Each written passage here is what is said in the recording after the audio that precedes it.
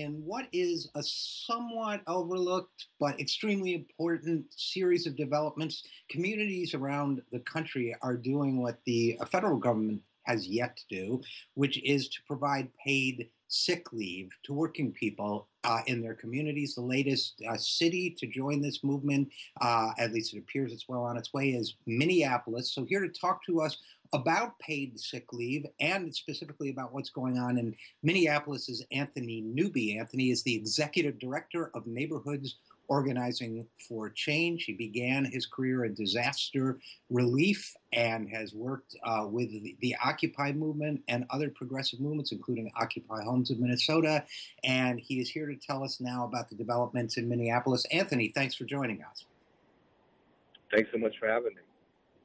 So first of all, congratulations, because my understanding is that the city council in Minneapolis has passed a paid sick leave bill. And at the last I heard, the mayor has not yet signed it, but she praised it. So it looks like this is going to become law in Minneapolis, right? She has since signed it. Yes, oh, good. 2 days ago, she actually signed at a ceremony at a small business in South Minneapolis. So it is now officially a law in Minneapolis. Well, that's fantastic. Tell us a little bit about how the bill works. Well, it essentially just provides a set of paid time off and protections for workers, so that workers can go to a conference with their family. Workers can take time off if they're sick, have the flu or a cold, and employers have to allow that time off. And in almost all cases, it has to be paid time off. There's one small exemption for businesses with 6 or less employees. That time won't be paid, but folks still have to allow for that time off. So it's a major step forward for working people in this city. So now that means for the first time that anybody who works for, people I think in this country, first of all, a lot of them, if they have a decent job with sick leave and paid time off, they don't realize how many people don't have that. But a lot of working people don't have paid time off, even if they work for a fairly large company. So now this will guarantee that. And then how is it paid for? The employer pays for it out of their usual payroll? Yeah, that's right. Employers will be required to cover the cost, but what we're finding is in most cases when we really did a deep data dive with local businesses, it is not a massive cost to employers. There was administrative concerns for many employers, but I think during the process of sort of co-creating the ordinance in Minneapolis, businesses went from feeling like this is an overwhelming shift and sort of taking control from how they operate their business. So once they really dug into the ordinance and the policy, that this actually isn't a heavy lift at all, and is certainly outweighed by the benefits to improving the lives of their employees. And so there actually wasn't massive business opposition to this once folks really understood what it was about. And so it gives them a certain number of days. I think it's 2 days a year or something, and they can use it for if they're sick themselves, or if they have to take a family member to the doctor, or a family member gets sick, or to deal with domestic abuse or sexual assault, those types of things. So, given that it's 2 days a year, that's probably now that people in Minneapolis, that was a negotiation process, I assume, with businesses there, and that's what you're describing.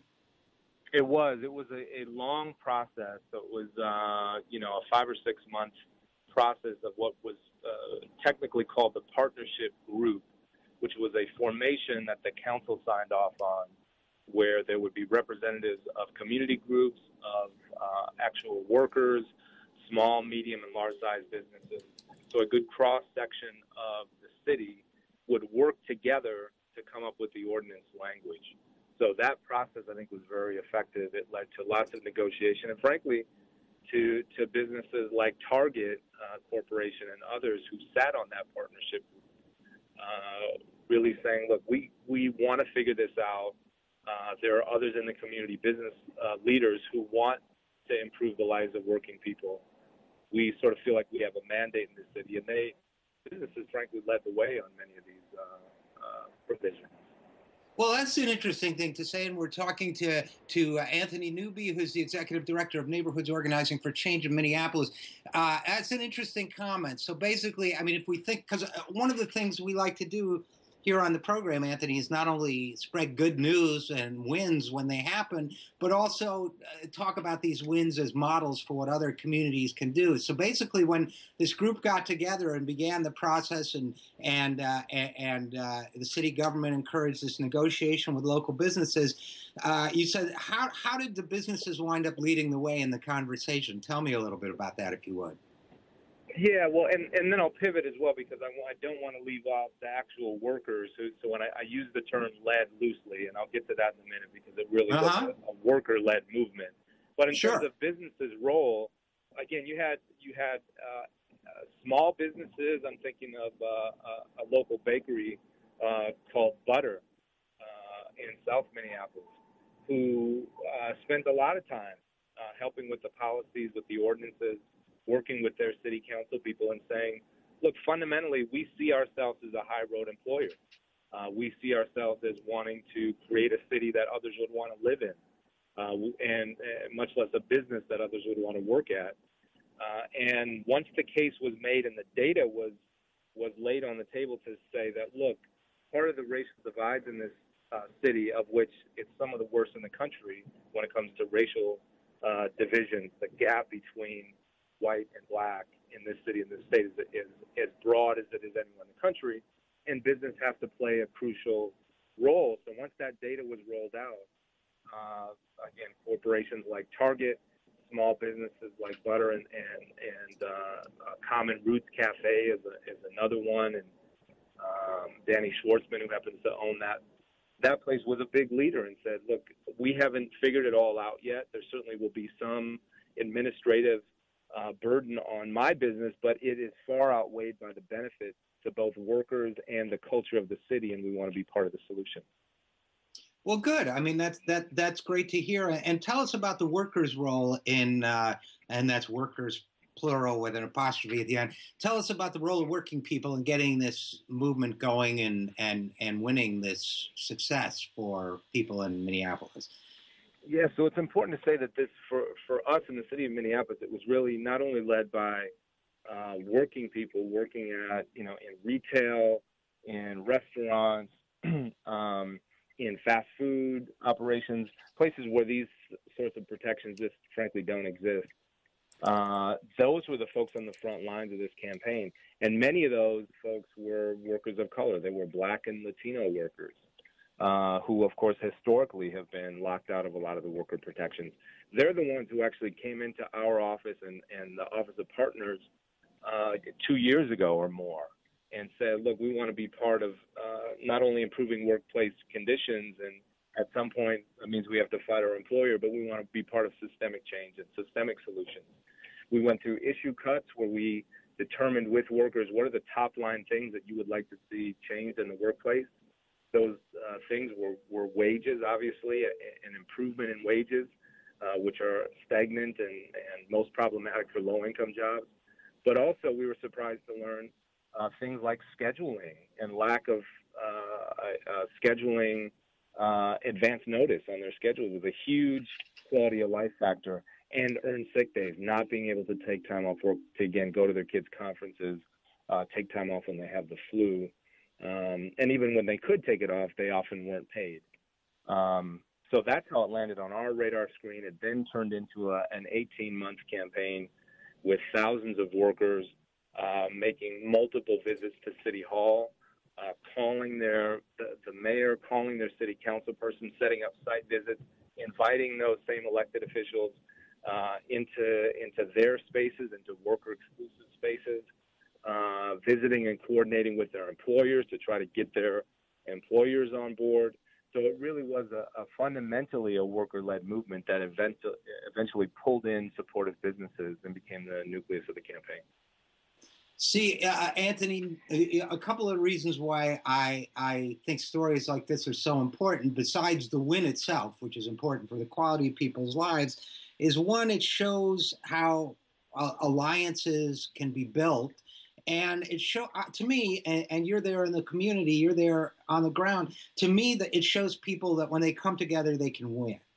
And when folks learn that, then you have those relationships built, you have that alliance built, and you have that energy that comes out of winning that tells you we can do this again. Does that make sense to you? Does that sound right to you?